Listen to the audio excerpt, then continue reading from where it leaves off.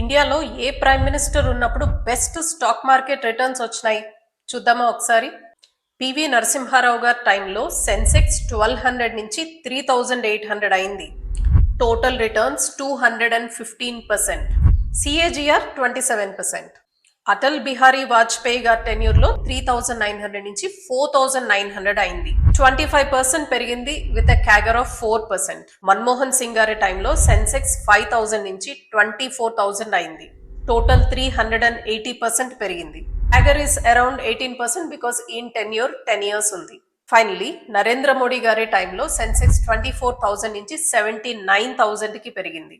Total return 230%, CAGR is 11% because ఆయన tenure 10 years plus. So ఈ political party ఉంటే market కి బాగుంటుంది, ఆ లీడర్ ఉంటే మార్కెట్ కి బెటర్ అవుతుంది అనేది కరెక్ట్ కాదండి. మార్కెట్ పాలిటిక్స్ ని ఫాలో అవదు, లాజిక్ ని ఫాలో అవుతుంది. So don't invest in politicians, invest in growth.